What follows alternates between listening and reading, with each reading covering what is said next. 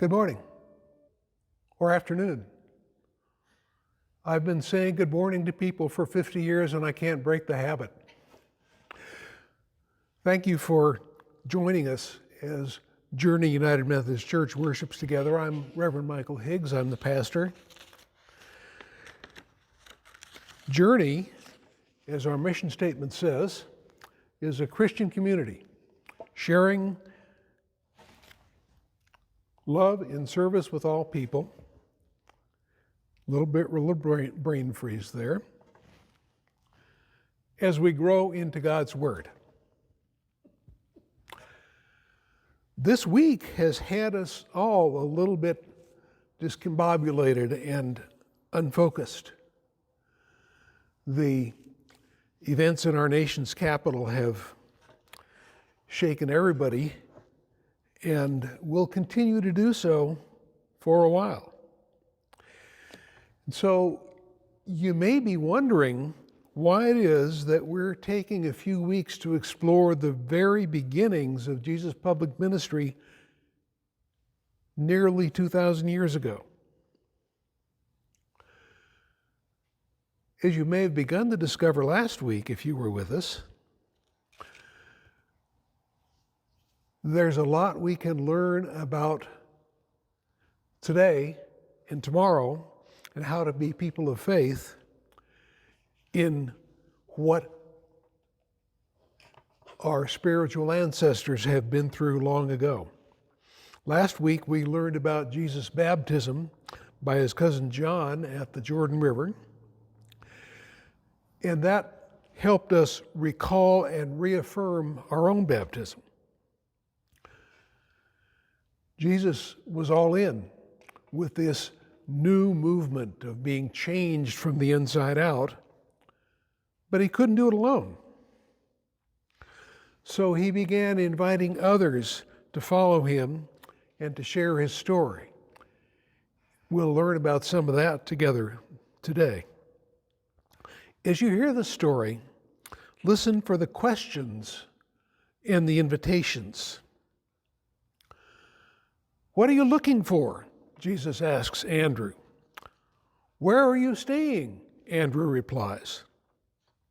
That question means much more than, can I sleep on your couch tonight? When someone expresses even the slightest interest in Jesus and his message, Jesus invites them to take the next step. And so he invites us, as he invited Andrew and Simon and Philip, come and see. Come and see for yourself. Toward the end of the story we're hearing this morning, you'll hear Philip extend that invitation to his skeptical brother, Nathanael. Come, see for yourself. Watch the chain reaction as family members invite one another, as friends invite other friends. Watch the chain reaction of God's love. We gather today to celebrate God's seeking love. When we seek God, God finds us first. God seeks us until we find God. We have gathered to write the next chapter in our story of becoming fully and completely the people of God. We have come to do and to be all that God calls us to. Wherever you come from, however you found your way here, we welcome you to this time of worship. May you experience God's grace, love, and power. Let us pray. Holy God, you've gathered us to remember how you worked through the life and ministry of Jesus. Remind us, we pray, that his Spirit be constantly, actively reaching to us. As we share this time of worship, open our hearts, our minds, and our spirits to his challenging words, his faith, his powerful healing love, and the opportunity to serve alongside your Son, our Savior and friend, through whom we pray. Amen.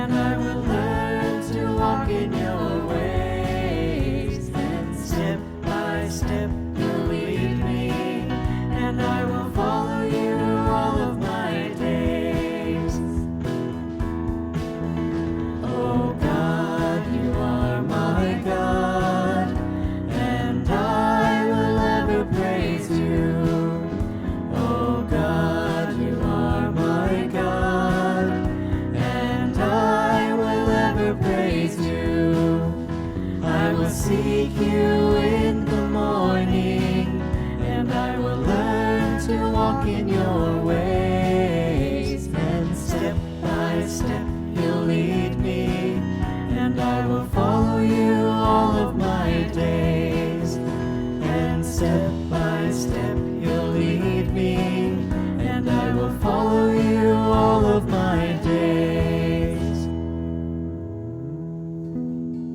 The first reading today is from John 1:35 through 42. The next day, John was standing again with his 2 disciples. When he saw Jesus walking along, he said, "Look, the Lamb of God." The two disciples heard what he said, and they followed Jesus. When Jesus turned and saw them following, he asked, "What are you looking for?" They said, "Rabbi," which translated to teacher, "where are you staying?" He replied, "Come and see." So they went and saw where he was staying, and they remained with him that day. It was about 4:00 in the afternoon. One of the 2 disciples who heard what John said and followed Jesus was Andrew, the brother of Simon Peter. He first found his own brother Simon and said to him, "We have found the Messiah," which translated to Christ. He led him to Jesus. Jesus looked at him and said, "You are Simon, son of John. You will be called Cephas," which is translated to Peter.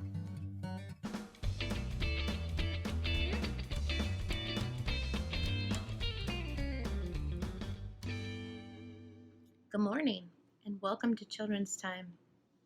Today I want to show you something really cool. It's a chain reaction. So I have this chain here. It's called a ball chain because, as you can see, it's just sort of a bunch of balls connected together. Perhaps you've seen it before, or even had a necklace made out of it maybe. Sometimes we use it to hang dog tags or ID cards or something like that. So I put it in this little glass container, and I piled it up carefully so there were no knots or tangles. So watch what happens when I move one ball at a time over the edge.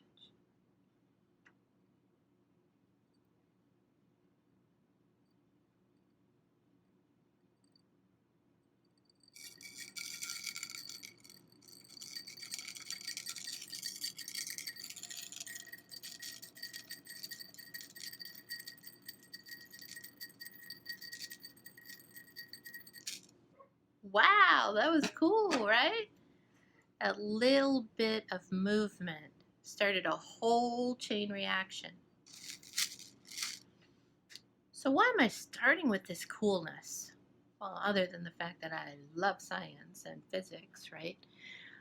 But our scriptures today are talking about how Jesus' disciples came to follow him. John the Baptist was one of the first people to realize who Jesus was and how important he was. John was so excited that he pointed Jesus out to others and told them that they were looking at the Lamb of God. They ran after Jesus, and when they met him and understood who he was, they went to tell others about him too. Meeting Jesus was something they didn't want to keep to themselves, and they couldn't wait to tell others who they had found. It was a chain reaction. You know, we should be just as eager to tell people this good news of Jesus. Knowing that he died for us is amazing. Think about it. The God who created the whole universe came to live as a person and gave up his life so that we could be adopted into his family and live as children of God. That's kind of mind-blowing, really. It's something that should give us so much joy and hope that we want to share it with everyone. We want others to know God's love too. And there are many ways we can do that. We can use our words to tell others about Jesus, of course, but we can also share through our actions by doing kind things and just demonstrating that we care about people. It might start with just a few people, but it can spread to more so that many can hear the great news that we have. In that way, we can start a chain reaction too. Will you pray with me? Dear God, thank you for the love of Jesus and for the examples from Scripture of people becoming disciples. Help me to spend more time with you so I might become a better disciple. Help me remember the great news of Jesus' death and resurrection. Show me how and make me willing to point my friends to Jesus, to share the good news with others, and to be excited about sharing it. Open me to the gifts of your Spirit so that I might be more effective in creating a chain reaction of bringing others to know you. I love you, Lord. In Jesus' name, amen. Hey, thanks for joining me today on Children's Time, and I'll see you next week. Bye. Our second Bible reading today is from John 1, 43 through 51. The next day, Jesus wanted to go into Galilee, and he found Philip. Jesus said to him, "Follow me." Philip was from Bethsaida, the hometown of Andrew and Peter. Philip found Nathanael and said to him, "We have found the one Moses wrote about in the law and the prophets, Jesus, Joseph's son from Nazareth." Nathanael responded, "Can anything from Nazareth be good?" Philip said, "Come and see." Jesus saw Nathanael coming toward him and said about him, "He is a genuine Israelite in whom there is no deceit." Nathanael asked him, "How do you know me?" Jesus answered, "Before Philip called you, I saw you under the fig tree." Nathanael replied, "Rabbi, you are God's son. You are the King of Israel." Jesus answered, "Do you believe because I told you that I saw you under the fig tree? You will see greater things than these. I assure you that you will see heaven open and God's angels going up to heaven and down to earth on the human one." What are you looking for? At least a few times a day, searching behavior erupts in our house. Someone, not always me, begins wandering around our great room. He or she opens and closes drawers and cabinet doors, looks behind and beneath the furniture, or stares into the refrigerator with a blank but hungry look. Finally, Diana can no longer stand to watch our futile search. "What are you looking for?" she asks. Sometimes we know. Sometimes we don't. On a very good day, Diana knows exactly where to look to find what we didn't know we were looking for until we found it. What are you looking for? That's the question I want to ask our polarized nation. I hear us looking and looking, searching and searching, and never finding what we're seeking, whatever that is. We are finding that our divisions run far deeper than we'd imagined. We are finding that our positions have hardened. No wonder we struggle to talk with neighbors whose views don't match our own. Jesus' question to Andrew can lead us to authentic conversation with our neighbors. What are you looking for is an invitational question. Tell me about yourself. Who are the important people in your life? Four-legged people also count. What matters most? What are your non-negotiables? What lights your fire? What's your greatest joy? Your deepest sadness? Your highest hope? Your most disturbing pain? Who are the voices you listen to and trust? I hear answers like these. Don't use me, marginalize me, minimize me, play me, ignore me, or lie to me. I want to be seen, heard, and taken seriously. I want to be judged by the content of my character rather than my race, ethnicity, sex, physical appearance, or mental ability. I want to belong to a community where we accept, respect, affirm, and love one another unconditionally, just as we are. I want a hopeful future with meaningful, reachable opportunity. I'm done with empty talk and evasive answers from people in power. I want the whole truth, the good, the bad, and the ugly. I want promises intended to be kept. I want leaders whose words and deeds fit together seamlessly. What are you looking for? Jesus asked Andrew. Where are you staying? Andrew replied. Andrew's not looking for a place to crash tonight. He's looking for more of Jesus.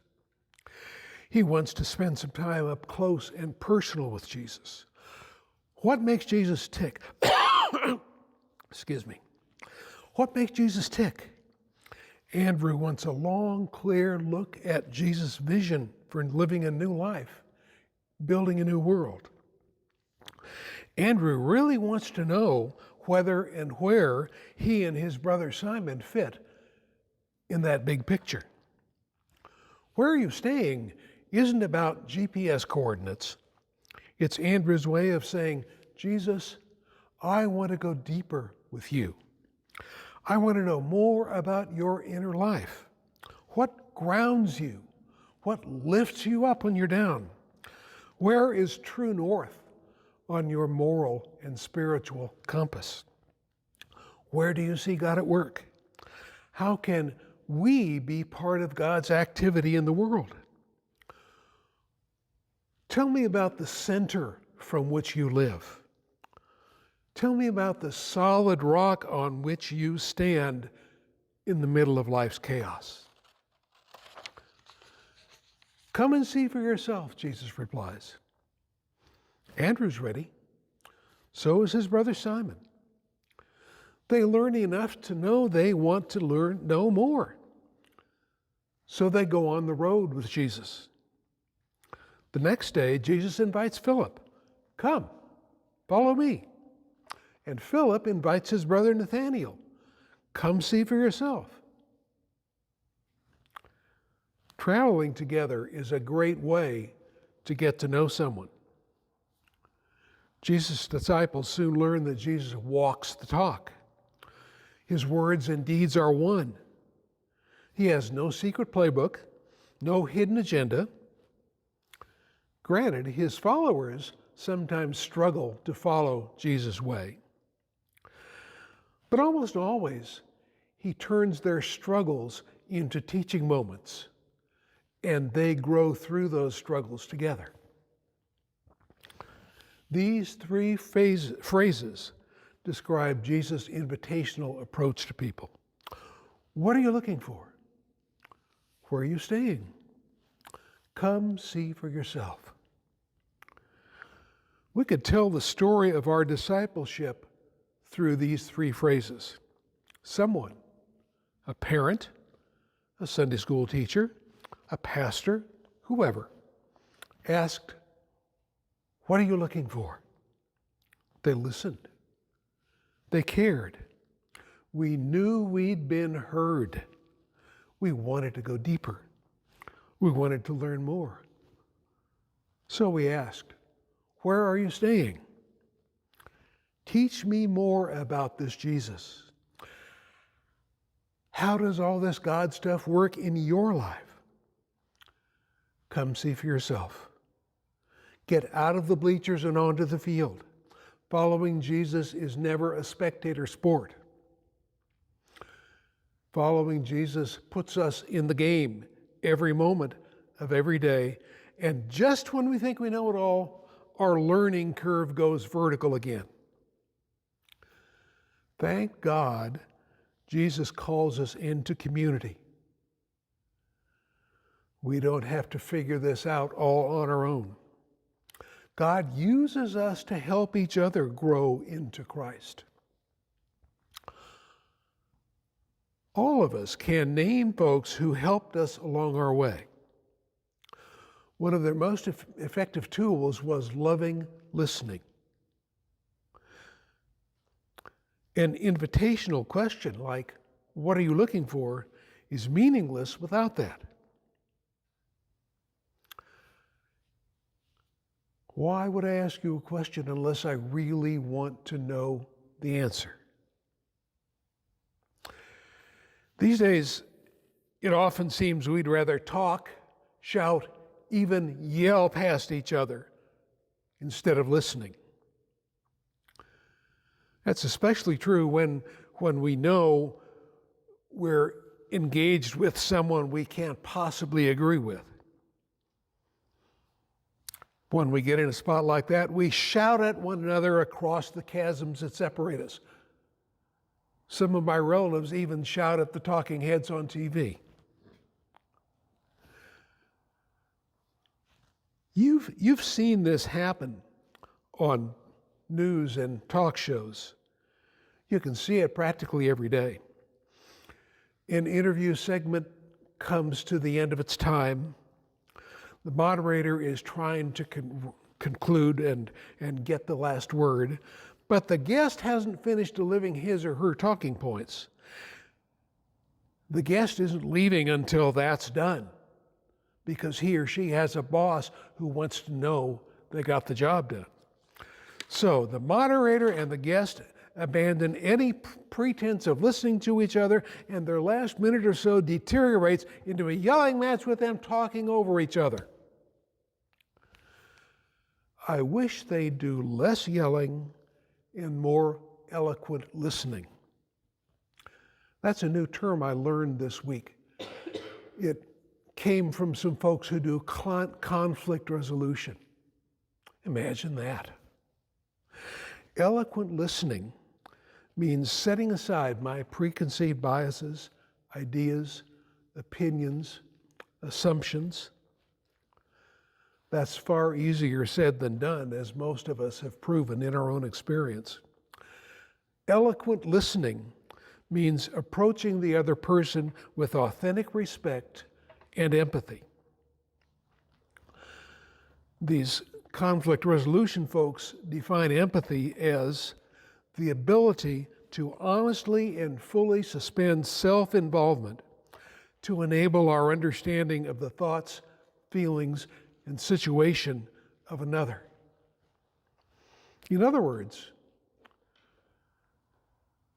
to listen eloquently, we quiet the noise inside ourselves. We stop preparing our reply to the nonsense this person is talking. We set ourselves aside as best we can with the goal of understanding and experiencing what life is like from inside the other person's skin. Come to think of it, isn't the incarnation ultimate empathy? God taking on our humanity and sharing our life moment by moment, day by day.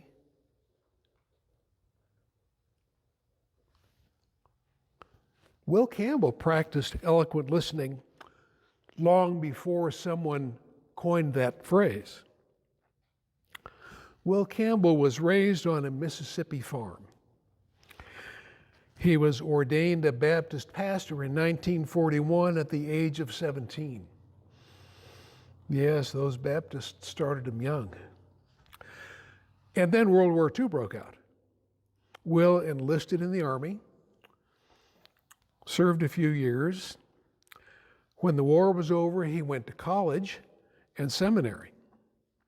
He graduated in 1952 and returned to the South and began working in the developing civil rights movement. Will Campbell was one of 4 people who escorted the black students who integrated Central High School in Little Rock, Arkansas in 1957. He was also the only white person present at the founding of the Southern Christian Leadership Conference around that same time. During the course of his ministry, which was most of the time not in a local church, Will Campbell developed a unique ministry that included both blacks and whites. That was exceptionally hard to do in the Deep South in the 50s and 60s. But he had credibility and trust with everyone from Klansmen to civil rights workers to just ordinary folks of all shades and shapes and sizes.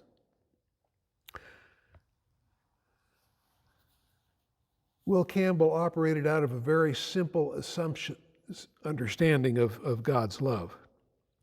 All people are God's people, he said. And he treated all people with the same amount of love and respect and eloquent listening. If you're going to love one, you've got to love them all, he said. One of his biographers wrote, the same Bible that told him he shouldn't favor segregation told him God loved everybody. Will Campbell worked hard to end racism and segregation, and at the same time he became known as the civil rights chaplain for the Ku Klux Klan. His firm convictions regarding civil rights and equality never wavered. But he approached everyone first as a human being and a child of God. I want to know who you are before I label you with your beliefs. In his own way, Will Campbell asked, "What are you looking for?" He wanted to know who this person across from him was. And he listened respectfully, lovingly, eloquently, as they shared life together. He performed weddings, baptisms, and funerals. One obituary said that Campbell aligned himself with good, but refused to dismiss the humanity and essential worth, even of those whom many in the civil rights movement considered with good reason to be the villains. Will Campbell explained his approach more simply. He said, "Mr. Jesus died for the bigots as well." Now, perhaps the turmoil in us has begun to settle as we've been together. But the fault lines and deep divisions still run through our families, our neighborhoods, our workplaces, even our churches. Our leaders can take steps toward healing, but I believe healing will happen most through countless encounters between small face-to-face groups. A few people together for lunch or for coffee or just to hang out and talk together.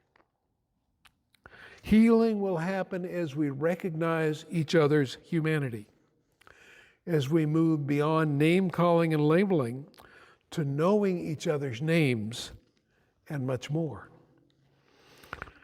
As we ask one another, what are you listening? What are you looking for?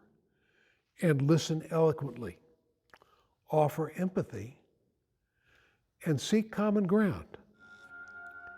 Healing will happen as our neighbors see Christ in us and ask, where are you staying? As our neighbors accept our invitation to come and see.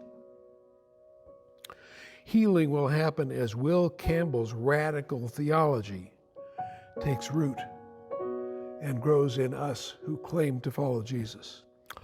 All people are God's people. If you're going to love one, you've got to love them all.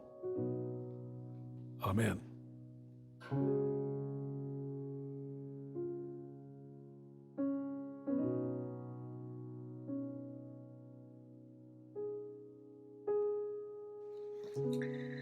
Please join me in this responsive prayer. When I read, Lord, in your mercy, please respond with, hear our prayer. Let us pray for the church and for the world. Grant, Almighty God, that all who confess your name may be united in your truth, live together in your love, and reveal your glory in the world. Lord, in your mercy, hear our prayer. Guide the people of this land and of all nations in the ways of justice and peace, so that we may honor one another and serve the common good. Lord, in your mercy, hear our prayer. Give us all a reverence for the earth as your own creation. May we use its resources responsibly in the service of others and to your honor and glory. Lord, in your mercy, hear our prayer. Bless all whose lives are closely linked with ours. Grant that we may serve Christ by serving them, and love one another as Christ loves us. Lord, in your mercy, hear our prayer. Comfort and heal all who suffer in body, mind, or spirit. Give them courage and hope in their troubles, and bring them joy of your salvation. Lord, in your mercy, hear our prayer.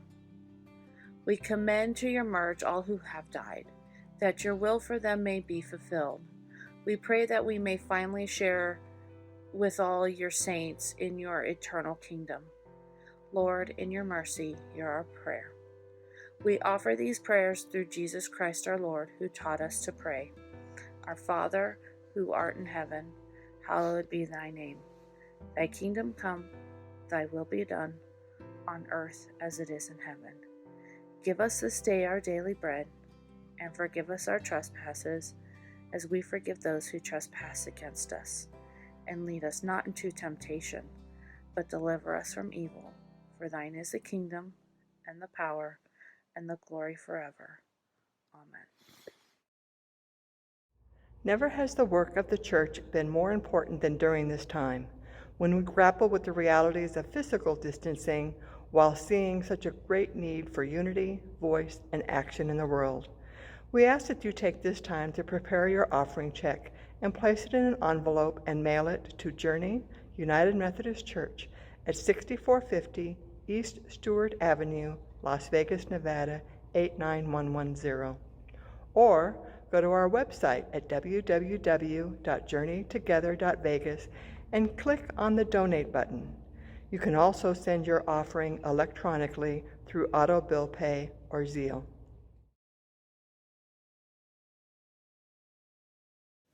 Love through Christ has brought us together, melting our hearts as one.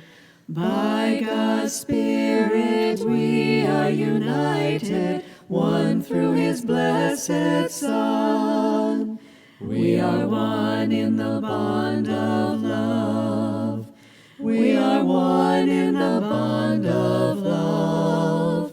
We have joined our spirit with the Spirit of God. We are one in the bond of love. Now, dear Lord, we join in worship. Thank you for all you've done. Thank you for this love you gave us. Thank you for making us one. Let us sing now, everyone. Let us feel his love begun. Let us join our hands so the world will know we are one in the bond of love. We are one in the bond of love.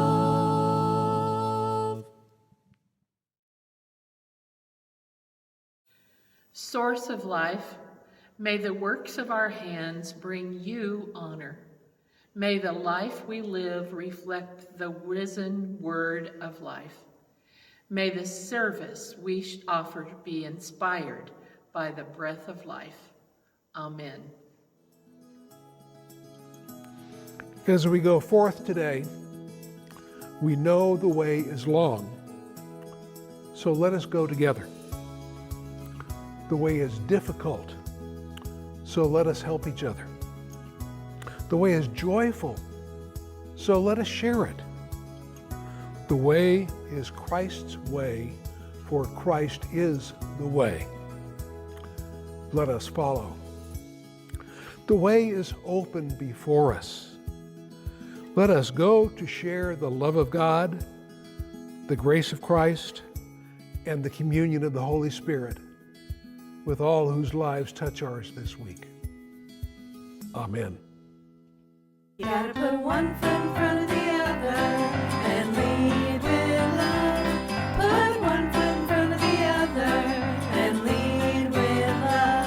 You gotta put one foot in front of the other and lead with love.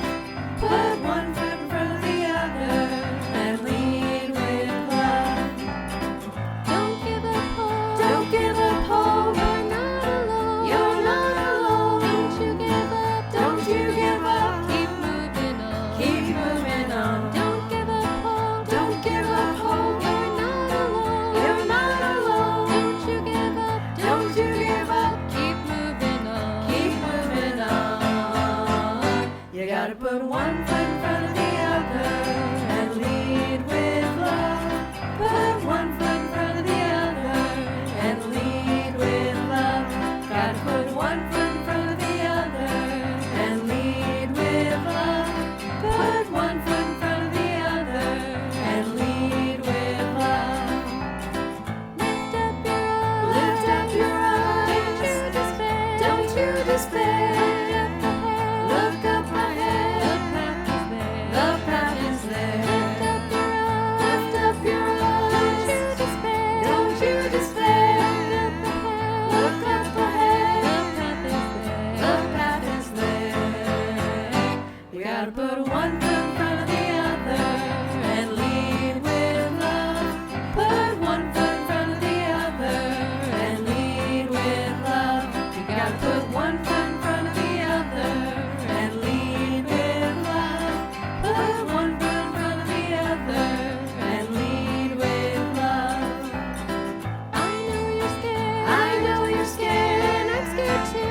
And I'm scared too. But here I am. But here I am. Right next to you. Right next to you. I know you're scared. I know you're scared. And I'm scared too. And I'm scared too. But here I am. But here I am. Right next to you. Right next to you. You gotta put one foot